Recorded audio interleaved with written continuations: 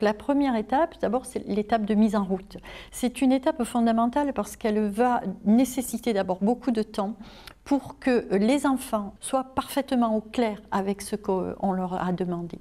On ne va pas leur demander uniquement d'aller chercher les référents, mais bien de se positionner sur qu'est-ce qu'un mot, comment est-ce qu'il est constitué, repérer les syllabes et à l'intérieur même de ces syllabes, aller repérer les lettres qui les constituent, les phonèmes et de façon évidente les graphèmes qui en découlent.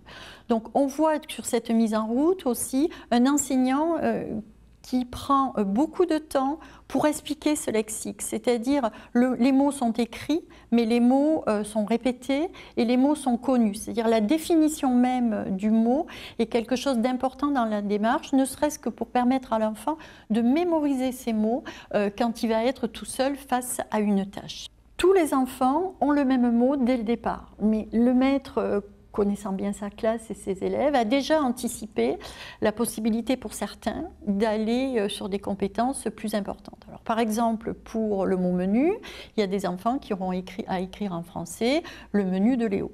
Pour le mot Manou, pareillement, il y aura la possibilité d'aller plus loin avec une phrase qui est Warere te Manou. Le maître a un objectif important qui est celui d'accompagner les élèves, c'est-à-dire dans la mesure du possible d'aller presque jusqu'à la démonstration. Il n'y a pas de piège dans ce qui est attendu.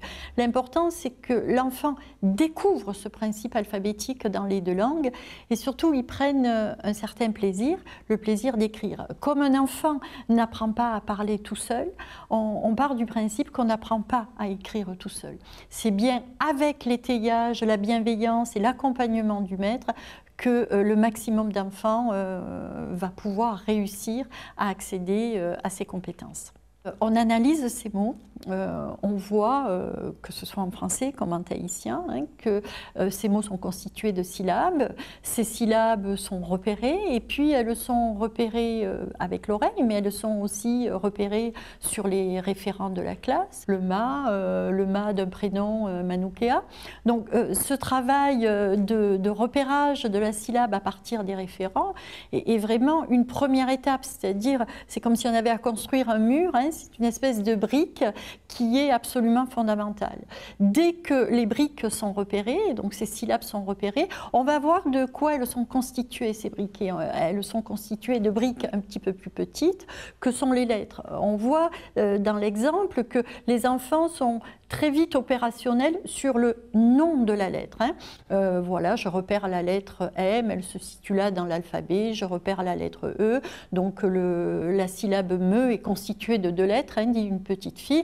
Ça ne semble pas être la situation la plus complexe. On demande aussi aux enfants d'entendre ces syllabes dans les deux langues. On ne perd pas de vue qu'on est dans une situation de bilinguisme et quelles sont les ressemblances, mais aussi quelles sont les divergences déjà par rapport à ces syllabes. Donc on en a une qui a été choisie volontairement, c'est la syllabe nu en français ou nous en tahitien. Donc on voit la même chose, mais ça ne se prononce pas de la même façon. À l'intérieur de ces syllabes existent des phonèmes qui eux-mêmes sont raccrochés à des graphèmes. Alors là aussi, dans un souci de simplifier, nous avons fait le choix de mettre à chaque lettre un seul graphème. Sur cette lettre, on a aussi travaillé avec certaines productions d'auteurs comme par exemple Mireille Brigodio, qui nous dit qu'il est important pour une lettre de la définir en trois caractéristiques, c'est-à-dire son nom, sa forme, mais aussi le son qu'elle peut produire. Le son de la lettre est quelque chose de complexe, on l'a bien dit, surtout suivant où elle est positionnée dans le mot. Si elle est en situation finale, et si c'est une voyelle, on l'entendra bien, Pour les consonnes, les choses sont un peu plus complexes et on voit tout au long de la vidéo un maître qui n'insiste pas trop sur certaines consonnes qui nécessitent par définition, consonne, c'est sonner avec, qui nécessiterait d'avoir un son supplémentaire pour pouvoir les entendre. La valeur sonore de la lettre est quelque chose de très important parce qu'on a des lettres qui ne s'appellent pas pareil, qui n'ont pas le même nom en français comme en tahitien. Par exemple, la lettre N qui se nomme N en français, non en tahitien, mais qui d'un point de vue phonologique garde exactement le même son. Donc on voit la complexité dans la vidéo, quelques enfants qui hésitent et l'hésitation, elle est aussi liée à la maîtrise de leur langue première. C'est-à-dire, si on maîtrise bien le français, on a tendance très rapidement, on voit plusieurs enfants qui donnent la réponse, même si c'est du tahitien à ce moment-là, en langue française. C'est le moment où l'enfant a reçu énormément d'informations, pratiquement jusqu'à la démonstration. Et là, il va être seul face à sa tâche pendant quelques minutes pour essayer de mettre en œuvre tout ce qu'il a entendu, tout ce qu'il a compris, pour la création même et l'écriture de ce mot. On voit aussi tout l'encouragement que peut apporter le maître à ce moment-là. L'exemple d'un petit garçon qui s'appelle Mayari, le maître l'a repéré au moment de cette phase de mise en route. Il n'hésite pas, même avant d'avoir commencé l'activité d'écriture, de le reprendre de façon individuelle, de l'accompagner au plus près des référents pour s'assurer que cet enfant a bien compris quelle était la consigne. Ensuite, dans cette phase d'écriture, on voit qu'il y a différents types de production. Des enfants qui sont encore très loin des effets attendus. Il y a un petit garçon qui écrit la syllabe ment au lieu d'écrire la syllabe me. Bon, ben, on va dire, oui, pour schématiser un petit peu, qu'il n'a pas franchi encore le mur du son. Il y a encore un long chemin à parcourir pour cet enfant. Mais tout n'est pas à découvrir. Il a bien saisi que ce mot était constitué de certaines lettres. Il y a les références. Il n'a pas choisi le bon. Mais on est sur une étape vers la réussite, comme on peut voir dans les carnets de suivi. C'est un progrès qui est quand même mesuré. Pour d'autres enfants, il y a des erreurs, mais des erreurs qui ne nous inquiètent pas. On voit une petite fille en langue polynésienne qui écrit des formules, en particulier pour écrire wa. Bon, elle réfléchit, elle n'a pas le modèle, et elle réfléchit avec ses propres outils. C'est une petite fille qui maîtrise très bien le français, et dans une situation complexe liée à une tâche qui est une vraie situation problème, elle trouve ses outils et elle va trouver ses outils dans la boîte à outils qu'elle maîtrise le mieux. L'étape suivante vers la lecture pour cette petite fille est tout proche. D'ailleurs, là, l'enseignant, c'est pour ça qu'il y a peu d'enfants dans cet atelier, va prendre un temps individuel avec chacun pour essayer de voir quelle a été sa logique de production. Donc on s'appuie là aussi sur un travail de Mireille Brigaudio.